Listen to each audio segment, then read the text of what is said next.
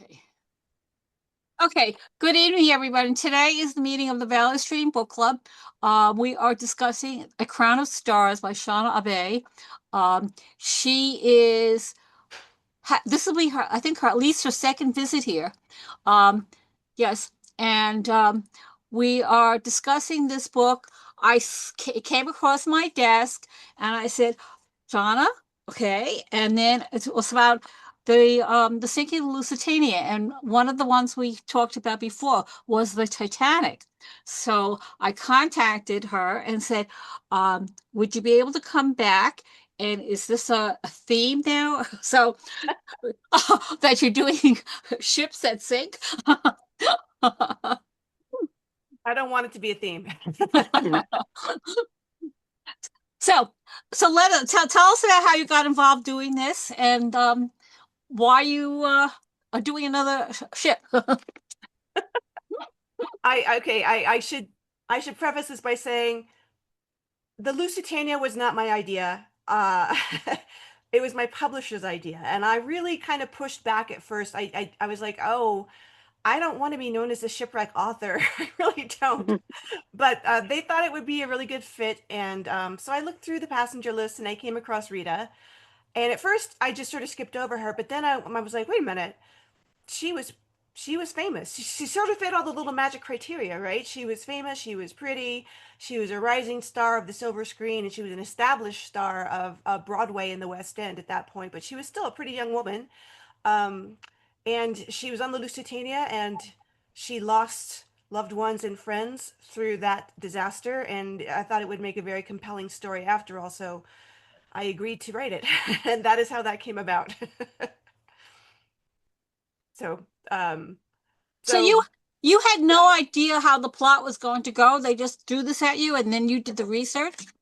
well, I mean, I knew how the Lusitania was going to go. I knew about that. In the same way that you know what's going to happen to the Titanic too, you know. But no, I didn't know. I really didn't know anything about Rita until I started looking into her life. She just, a lot like Madeline Astor, she just sort of faded into history a little bit, and part of that is because at some point she gave up her career. She got married. She decided she was going to be a lovely countess and housewife, and that lasted for a little bit. And then it didn't last. So she went back and she started making more films, but they were pretty much all in Italy. So she sort of like faded away from the American stardom thing. And then eventually she ended up marrying a Scottish laird who coincidentally, has everybody read the book? I don't want to do any spoilers. I'm going to Yes. assume you have. Okay. You know, did somebody say no? Marilyn, did you say no? I said no because I got your book today, Oh, so okay. I'm joining because I've read another book of yours, and I said I had to see you and meet you this way. Okay. Well, then I guess I will try not to have any spoilers, but I will say that when the Lusitania sinks, that's not a spoiler. Everybody knows it's going to sink, right? Um, she gets on a lifeboat, an upside down lifeboat, and she rescues literally another woman who's injured. And those of you who know who that is Lady Allen. Eventually, Lady Allen, in later on in Rita's life, introduces her to her husband's cousin, Lord Allen, and they fall for each other, fall in love, and they get married, and they live happily ever after. So that's not a spoiler. That's just something that happens after the book. So I just thought that was pretty interesting. And Rita's brother, Alfred, ends up marrying another survivor of the Lusitania named Beatrice Witherby, who's not in my story because I'm like, that's too many people. I can't keep adding all these people into the story. So that's two little coincidental little real life facts that happen. Mm. Um, I guess did I answer the question? That is how the Lusitania came about. That is how I settled on Rita. And the more I learned about her story, it's kind of a bittersweet, tragic story, but it all was true. It all really happened. It was a real thing. So that was the historical fiction aspect of it. All that research, all the things that happened to her and her family, all really happened. Okay. When I mean the premise of the book, of course, is the Lusitania, but it was really more of a story of her and her sister and her family. That the Lusitania was almost like an afterthought. The Lusitania was, hold on. Sophie, do not leave. Do not leave. I have the door open because it's hot. And I have this dog who really wants to just walk away. Sophie, get back. Get back. Come on. Come on. Sorry.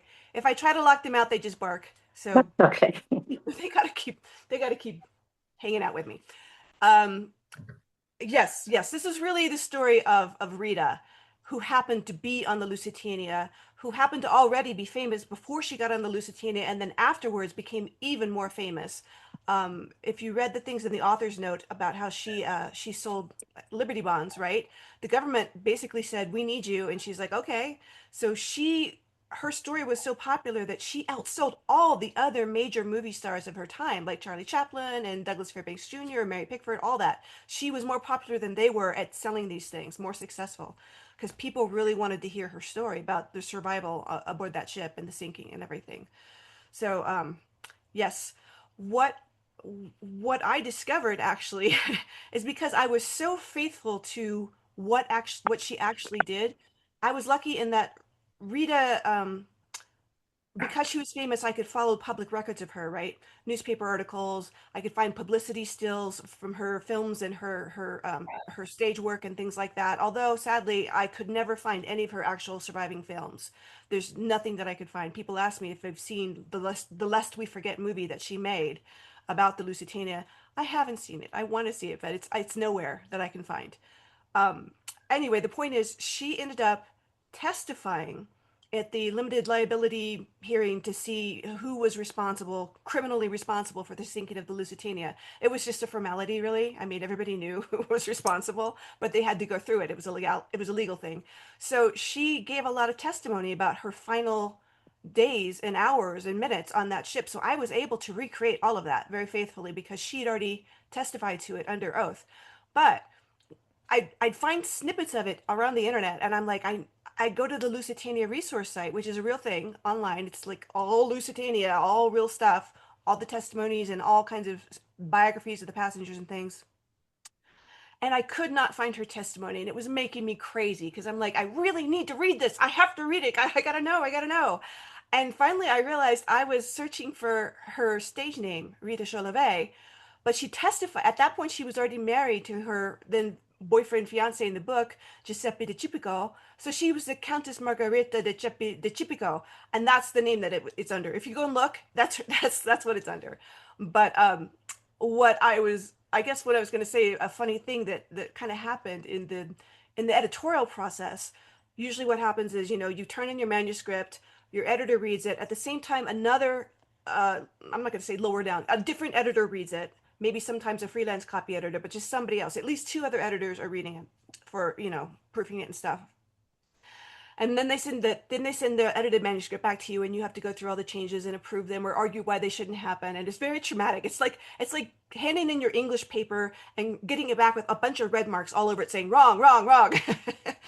But what the copy editor said at some point is that when Rita was getting ready to board the Lusitania, if you remember in the novel, she made her decision at the very last minute, like the very last minute, basically 2 hours before the ship was going to depart. She had gotten this telegram from her sister saying, Alfred's enlisted. Can you make it in time to say goodbye? All of this is real. And she's like, yes, I'm going to get there. No matter what, I'm going to get there. And I've got to take the fastest ship. And the fastest ship is the Lusitania. So she's having breakfast. She's reading the paper. She reads that notice, that genuine notice that was really printed in about half a dozen New York newspapers, even with a typo in it, spelling Great Britain wrong. She reads it where it says, notice, travelers should be aware we're in a state of war. And if you're on a British flag ship or their allies, we will blow you up probably. I mean, that's what it meant, right? And everybody knew that. She read that and still decided at the last minute that she was going to take the Lusitania because it would get in a day sooner than any other ship, any other American flagship, I should say. So that's what she did. In the margins of my manuscript, the copy editor wrote, "This is preposterous. This couldn't happen." And I'm like, it did though. It did. I didn't make this up. She testified that this is how she did it. So that's kind of like one of the pitfalls of faithfully following what you know is true and realizing it is kind of preposterous to decide 2 hours before the ship departs that I'm getting on that ship. But she did it. So it's just a little funny anecdote that I still laugh about. I'm like, well, you can call her preposterous. It's not me, man. Did I answer a question again? I'm sorry. I tend to ramble. I am aware of that. I'm sorry. So, well, it's very interesting because so you got into this book in a roundabout way, and you made so much of it. So, how long did this take since you had to do all this extra research? Oh, I'm very slow. I'm a slow writer. And the research slows me down even more because I find it very interesting. Or sometimes I just find it very frustrating when I can't find the one thing I want, and then you realize you spent like a day trying to figure out one little tiny thing that you probably didn't even have to include, but like I really wanted to. So I take like a year to write a book. Um, and that is slow.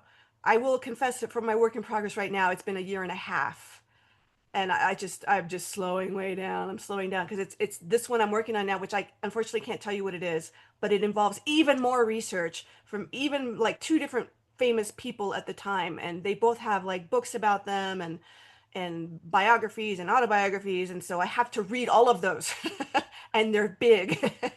So yes, I'm a slow writer, but I'm hoping that it's worth it. I don't want to be somebody who just sort of slaps something together and then hopes for the best. I want it to be a really good book full of interesting facts that are true. And I want the reader to be able to say, oh, I had no idea that that was a thing or that that happened or that Mhm. that person lived. So that's what I like to read. So I want to convey that in my stories too. So yes. Did I answer that question too? Yes, if anyone has any questions, please feel free Yeah. to unmute yourself. I don't, like that's not a problem. Uh, so going back to then Rita, um, in a way, she seemed to be as a person. I don't think she would have been. She's a little. I felt like overbearing. Okay, I don't know if I would have warmed up to her as a person. She was, accounts of her personality from family and friends said she was always very vivacious, kind of a pistol, kind of a firecracker, the opposite of her shy little sister. I think she had to have this grit to her because she was born to this very well-to-do kind of aristocratic family.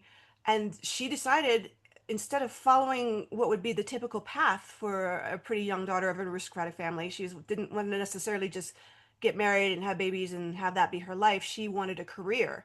She wanted not any career, she wanted to act, which was extremely scandalous for her, a woman of her station. So she had to have this kind of toughness and armor to her, or she wouldn't have made it at all. And so I understand what you're saying. She made some choices that I didn't necessarily agree with either, but it was her true life stuff. So that's what she did. She did dearly love her family, dearly love them. And I mean, the reason why she was in the Lusitania is because she was very much afraid she would never see her little brother again after he enlisted and was sent to the front. And uh, what I'm not going to say now because not everybody's read the book, but what ends up happening to certain other members in her family devastated her. So she actually wrote in her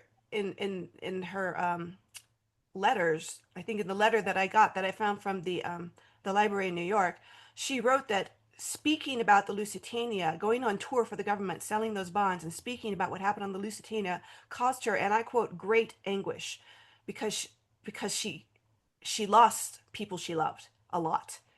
But she did it anyway because she believed in the cause and she believed that America had to win the war. So, I mean, she was tough. She maybe had this kind of extremely outgoing personality, but but she also had love in her heart. So I think that balances out a bit. Didn't she do that because one of her maids told her to be the greatest that she could be? And no, when she was leaving, Oh no, that was one of her maids. I'm when sorry. she was leaving, she found a note on her dinner table from somebody who had taken care of her as a child. and told her to be the greatest you can be. I see. I don't know that story. That's very interesting. I didn't know that. But you did put it in the book. Oh, well, I think then you're thinking of the fact that her mother left her a note after after she and her sister moved to London, and the mother arranged this very first audition, but that's as far as she could get her. She's like, go forth and shine or something like that. Yes. Yes. Yes, so she had this, amazingly, she had the support of her family to follow this scandalous career, um, which is probably because her mother was a very talented musician, just like her sister was a talented musician. So artistry, this artistic tendency ran through the family, and they nurtured it. So yeah, Yeah, but her father had died the year before, so her mother was a leading member of the family. Am I correct? I'm sorry, I missed the first part of your statement. Her father had died a year before, so her Oh, mother was a leading member of her family when she makes this decision. no, her father actually lived a long time.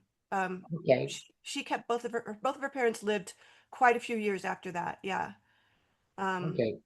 yeah, it was her, her father, her mother, her little sister, and her little brother, and they were a core unit. So yeah, and they lived in France, they lived in England, they lived in New York, they had all these Mhm. places. But yes, so they stayed together. I mean, obviously people did end up dying, but not before Lusitania. And she met the Prince of Wales when she was a child, Yes, that is true. Their family was intimates of the Prince of Wales, who later became the king. Yes, and and he told her he wasn't an important person. no, she said he must be because her parents didn't She associate thought with he was unimportant Santa people. Claus, Yeah, yeah, yes. and So he she kidded her along by saying he wasn't an important person. He did not consider himself important to her. Yes, yes. Well, at that As point, the Prince of Wales. the Prince of Wales actually famously, at that point in his life, because his mother Victoria was still alive, and he was famously frustrated that he was not yet a king, and felt like he was excluded from his mother's, kind of executive decisions, regal royal decisions. She kept him as a prince on purpose. She did not allow him to do any of the important royal duties, which is why he turned out to be maybe such a playboy. He was quite the playboy.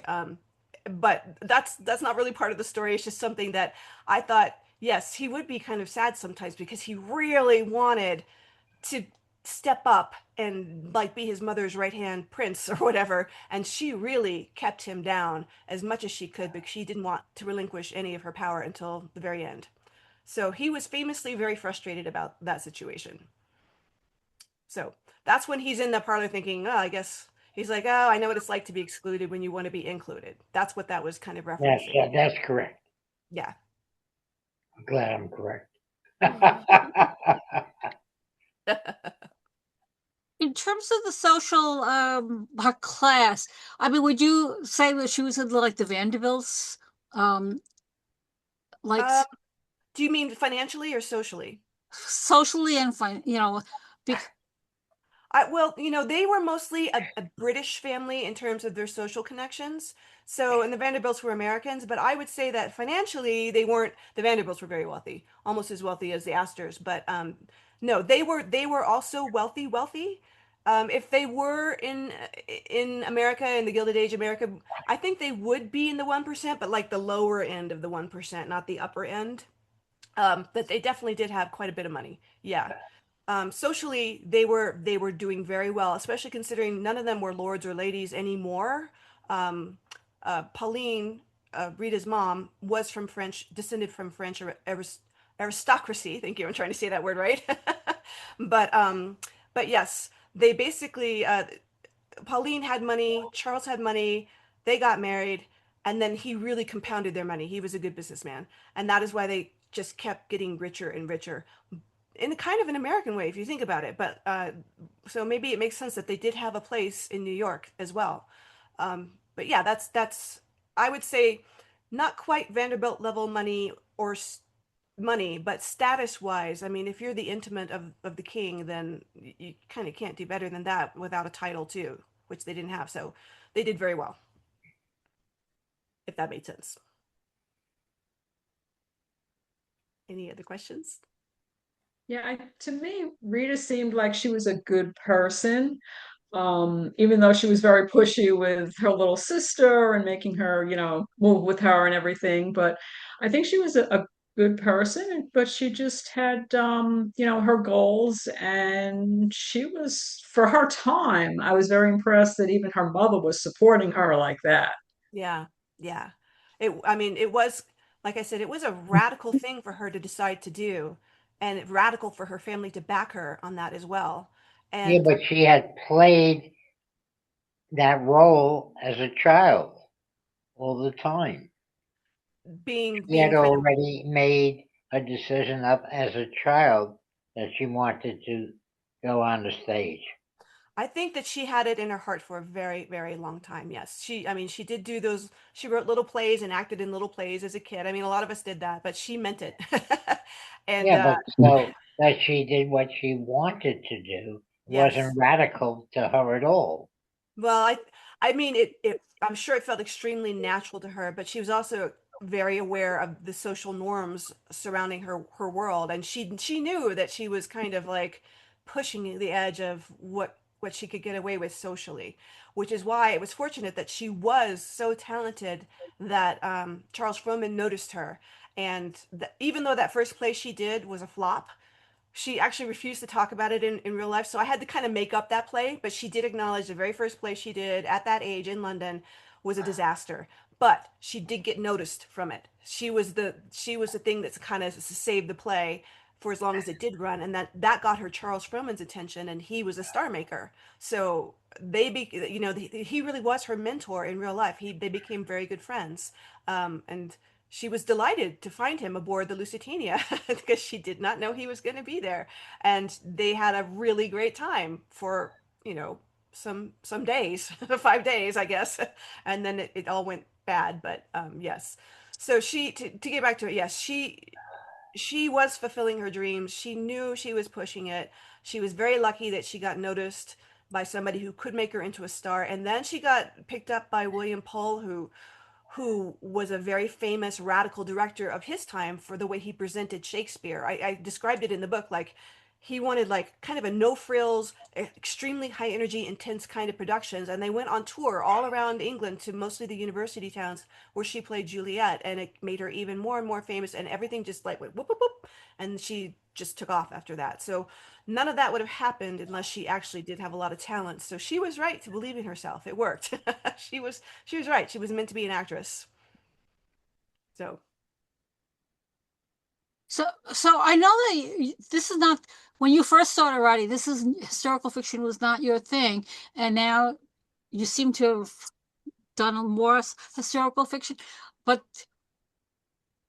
each of these characters that you get so immersed in them.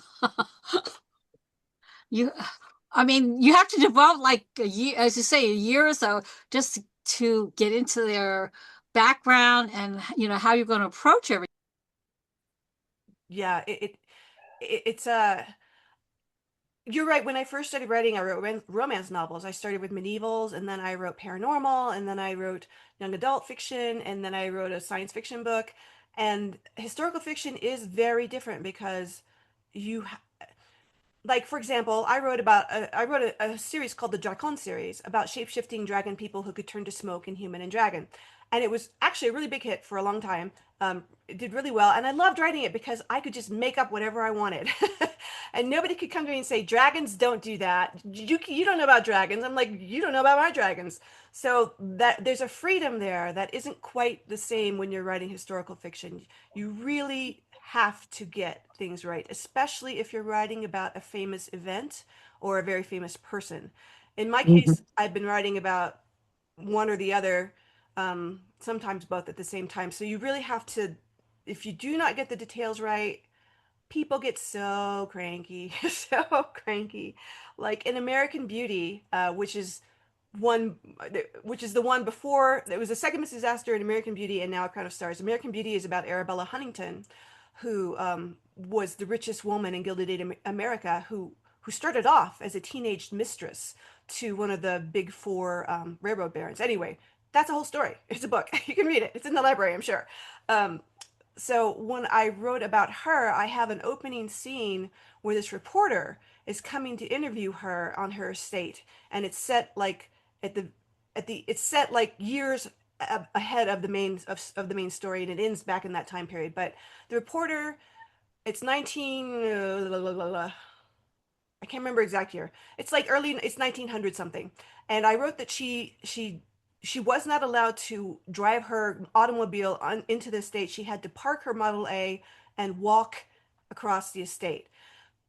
Here's where people got really mad at me. I wrote the words Model A. I was specifically referring to the Cadillac Model A, not the Ford Model A, which wasn't in production until 1928, as people pointed out to me. And I'm like, I never said it was the Ford Model A. It was the Cadillac Model A. And I thought about saying she parked her Cadillac by the gate. And I'm like, that sounds really modern. And then I'm like, well, what if she parked her Cadillac Model A by the gate? And I'm like, no, that's too wordy. So I just shortened it to Model A, and I shouldn't have done that because then the car people got mad at me.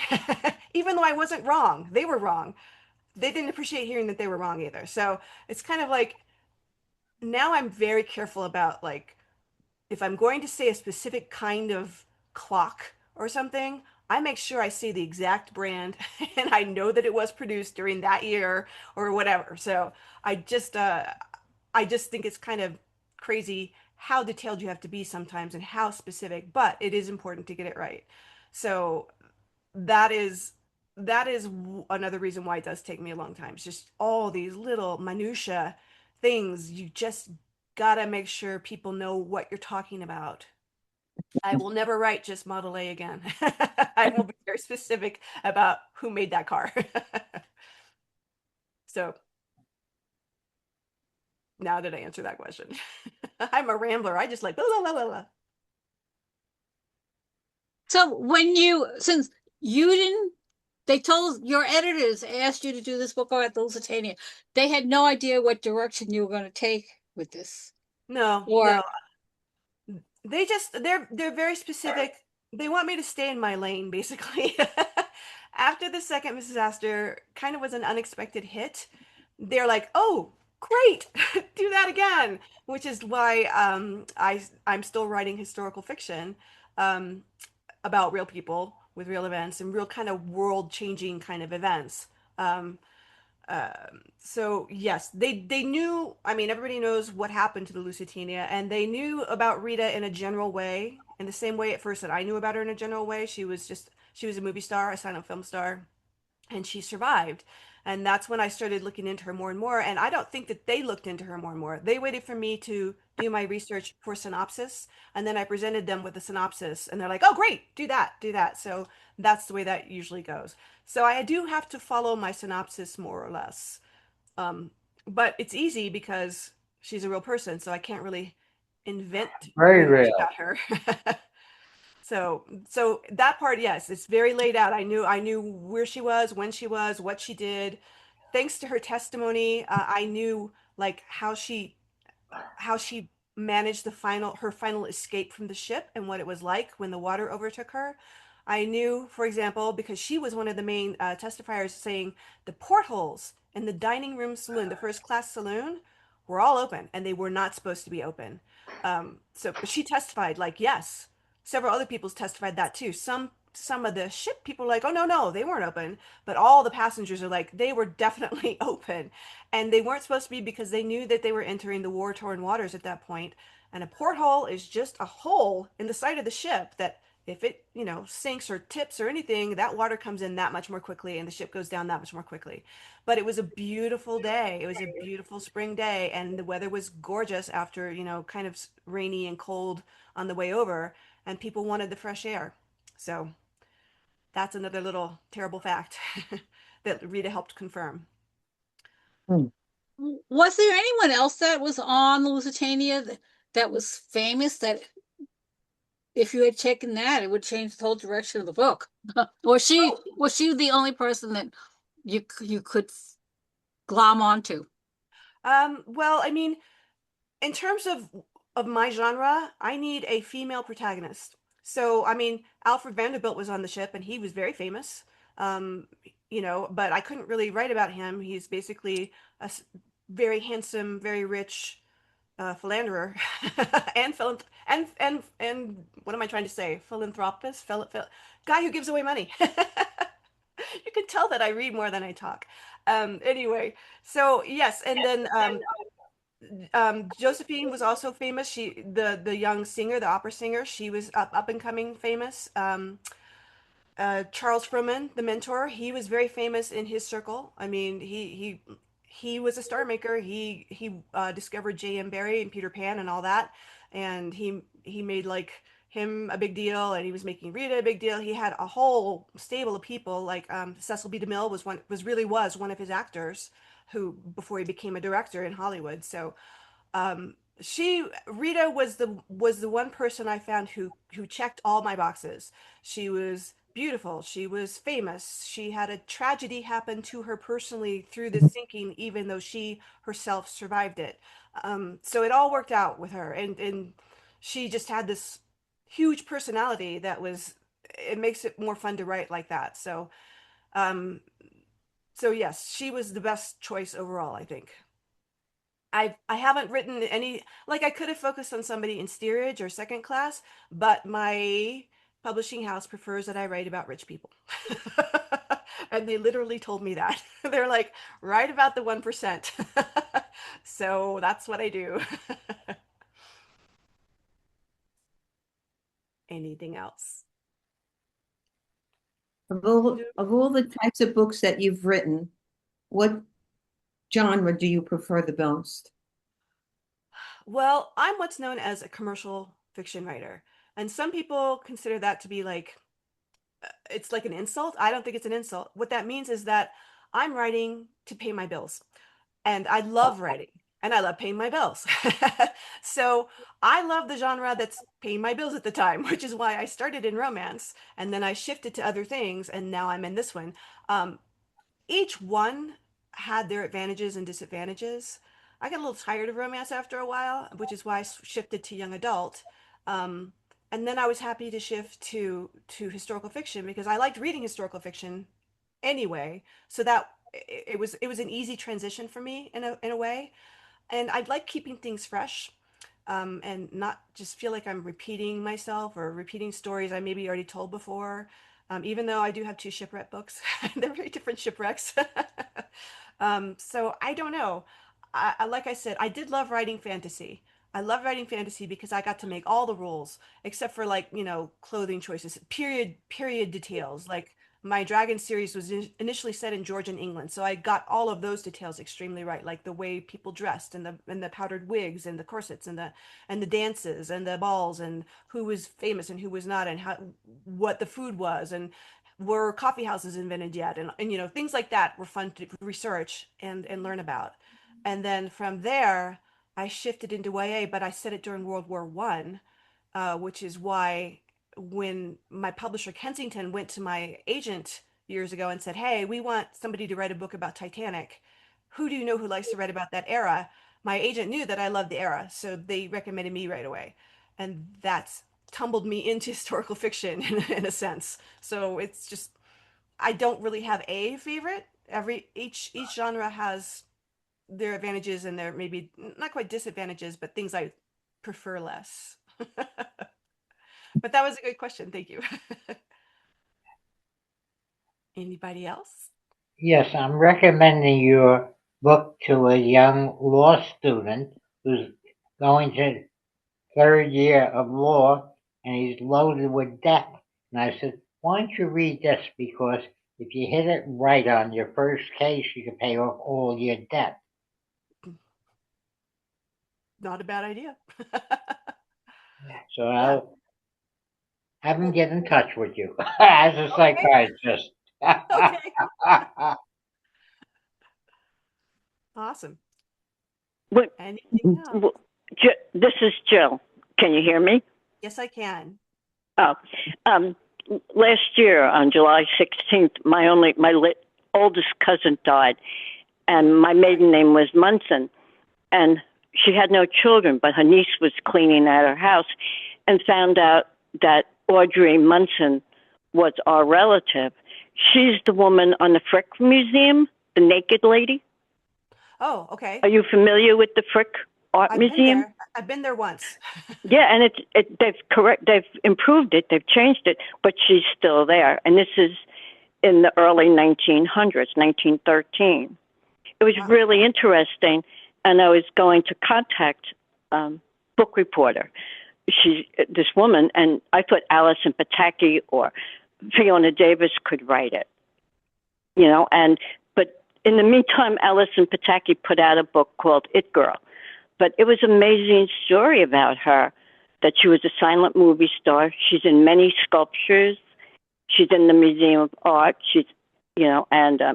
I guess she was like the first naked woman. And just her life, that she hooked up with a man who was married, and then the wife died. So he went to jail for her murder. But Audrey Munson, that was her name, That sounds really interesting. Yes, it's a good story, but Allison, but then she went crazy, I guess, after the man died, went to court, went to jail. So she died upstate in a mental institution at 104. Wow. So, but it's an amazing story to think that this was a relative of mine. Yeah. I've never been to that museum, but I've taken pictures of it now. I've looked up. It's interesting the more you do research. There's so I appreciate naked statues of you anywhere. Excuse me? You haven't done any naked statues yourself, have you? Oh God, no. No. But she's in sculptors. I don't know where. They said you were out in New York City, but I'm not a New York City person. I'm a Long Island person. But it's just amazing to think that this was a relative of mine. So I confirmed that it is her at the door, the entrance door to the Frick. That's wonderful. Yeah, the man didn't know it, who it was, and I said, "Well, can you find out?" And he said, "Audrey Munson." I said, "That's ironic, because last year I found out she's a relative." Her father left her, and that was my father's uncle. He just left the family and left her and moved to Ohio. Wow. Yeah. Wow. I mean, it's kind of like... That's some story. So, I really appreciate what you did, the historical. And then I looked up about her, because I never heard of this actress. So I looked her up, and that was an interesting story, too. Yeah. Yeah. Like I said, she ended up being, I think maybe because she did make that one film, that Lest We Forget, that she produced and starred in. And that was a real film that she did. And they filmed it on the Hudson, which I still think like, whoa, she had to go and swim in the Hudson, but she did. But that's what this relative of mine was in silent screens in Hollywood. But then she wasn't making it, so she came back to New York, where she was successful at that time. Yeah. It's a tough business. Rita did make it, and she deliberately stepped away, kind of at the height of her fame. She decided, I need to be married and in love with my husband and just be a countess instead. And then, like I said, that didn't really last very long. She went back to making films and staying in Italy, staying in Naples mostly, and making films and doing some really big, epic films back there until she fell in love again and got married and became a Scottish lady. So she had this crazy, wild ride of a life, basically. And as you know, if you read the book, I start from basically the beginning of her life to right after the Lusitania, and that's just a stretch of years. It's hard to kind of keep the focus interesting, when you're writing about somebody's whole life. And then at the end, I'm like, okay, I'm cutting it off after the Lusitania, and after she makes the film and she's engaged, I'm cutting it off. No more. But she seemed she seemed rooted with her family. As much as she went on, she did seem attached to them. She had a love for her parents, her sister, her brother. That's why she was on the Lusitania. So you always felt that through your writing. I always felt there was a connection that you portrayed of her.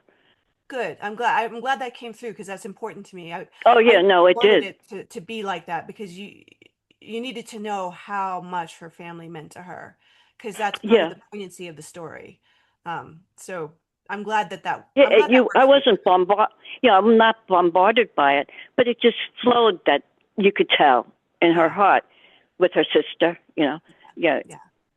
uh, yeah. Good. I I'm glad. appreciate that. That was nice. Well, thank you. Thank you. I'm glad that worked. Yeah, if that's what you were aiming for. That's definitely what I was aiming for. Yeah. Okay.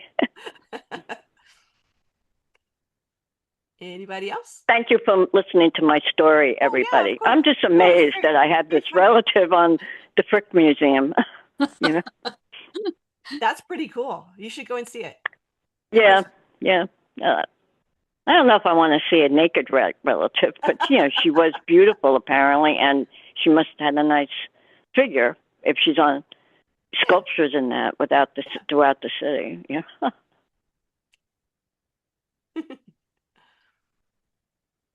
Um, you said that, oh, so you're working on another book, but you can't talk about it yet. Okay. Yeah. So, I did notice though, this book, you have been in a lot of, the book reporter, sessions.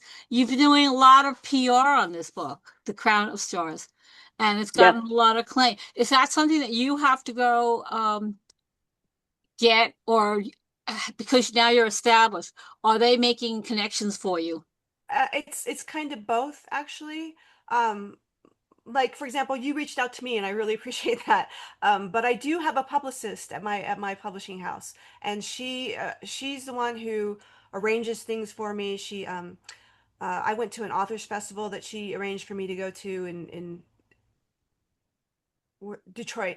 Sorry, I was like, where did I go? I don't know. And they do Goodreads giveaways for me and all kinds of things like that. So they're trying to keep the momentum going, which is good because I'm bad at that. I'm bad at publicity. I don't, I'm probably said this last time too. I don't even read my reviews. I'm too chicken. I don't do it. If somebody loves the book, I'm so happy. And if they don't love the book, that's okay, but I don't want to know. Just don't tell me. So I'm very lucky that my publisher, Kensington, they're really putting a push behind this one, and I very much appreciate their hard work and their dedication to it. I feel very, very lucky about that. Whew. I think book reporter Carol Fitzgerald at the Book Reporter, she didn't push your book, but it made an impression on her. I think I knew anyway about you from the other books, but I remember her talking to you, or I remember I think she gave it away like once a month or a week. She had it. She has like a new book, and you can sign up to win it. Yeah. But she's got a following. Yeah, Carol yeah. Fitzgerald. There's Book Talk, which is something I didn't know about until a couple years ago. And if you can get Book Talk to like you, then that's good. And I'm not even on most. I mean, I have accounts, but I barely check them because I just get overwhelmed. But yes, so I'm not even on TikTok. I have like 2 Instagram accounts. One of them I'm actually locked out of, and I can't get back into it. And I haven't been able to get back to it for like a decade. So it's just there. But so I'm very, very bad at stuff like that. And I'm so glad that there are people out there who are good at it, who are helping me, and I appreciate that. I think that when you talk about some of the biggest books coming now are the ones that are, they come on Book Talk, and everyone then gloms on it, and they all want the same book. Yeah. Some of them are, very, like they're formulas. They're not very creative, some of them, but that's the trend right now. I guess like 2 or 3 years ago, like Colleen Hoover, anything she Yeah. wrote, even if it was written older, they came out with it, and now it's Frida McFadden. Yeah, She's it's anything something. she puts out Yeah. is very, very, very popular. Well, I wouldn't mind if they found me.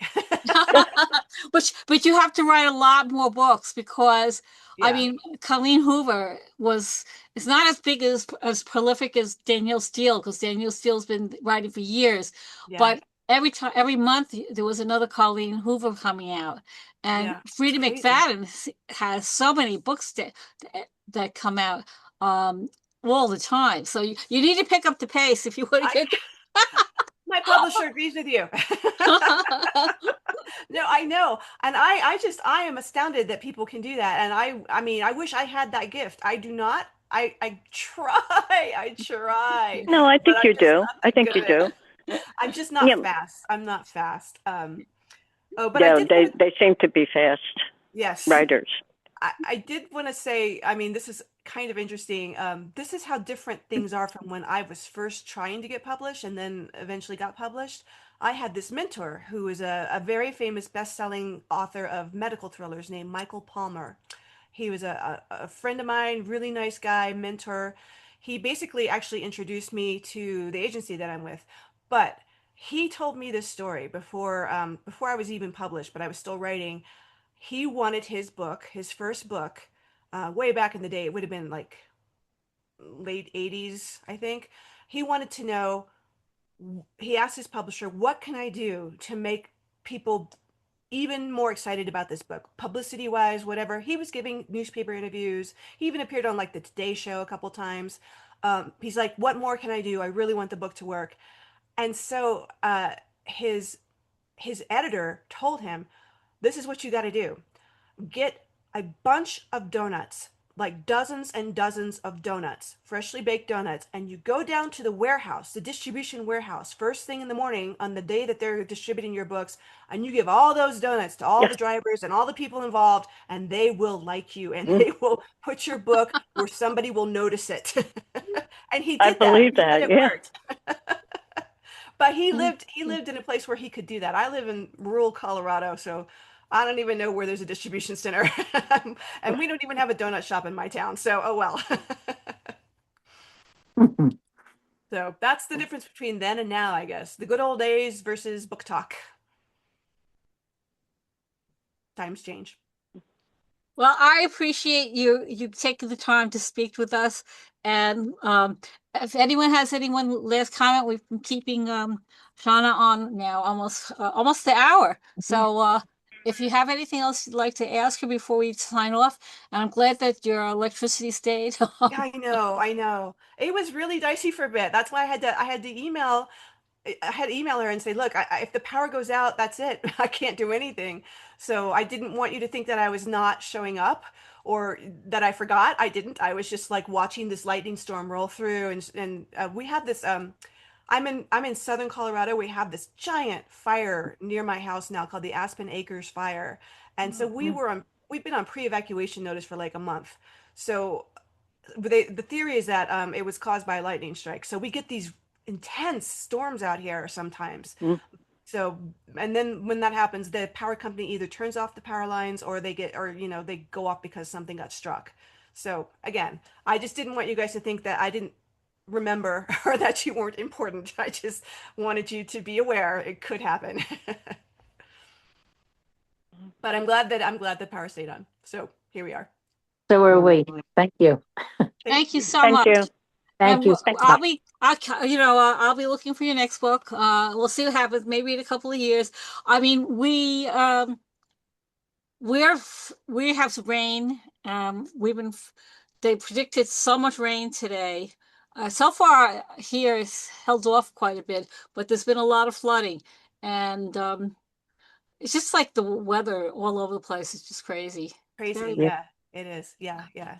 I mean, And out here, it's like we get these the fire this fire's out over 100,000 acres, and it's made this thing called a pyrocumulus cloud, which is a cloud. The smoke rises, sucks up moisture for any kind of moisture there is, and it combines with the ash and the debris from the fire. And so the bottom of this weather event is just a giant smoke swath, and then the top is this very, very puffy, beautiful cumulus cloud, and it creates more lightning and more storms, and other clouds are drawn to it. It's kind of like this self-perpetuating event. It's crazy. Yeah. Mhm. Well, Talking about the weather now. At least the lightning storm did not strike my house. Yay. thank you so much for coming on, and Thank you. we will I have someone who does a little editing, and then we'll put it up on our YouTube channel. Okay. I'll let you know. Thank you. Okay. Thanks, you Thank guys. you. It was so great chatting Thanks, with you. everybody. Thank you. Have a good Yes. night. Appreciate your Bye. questions and everything. Thank you, so much. Shana. Okay. Bye, you guys. Okay. Thank you so much.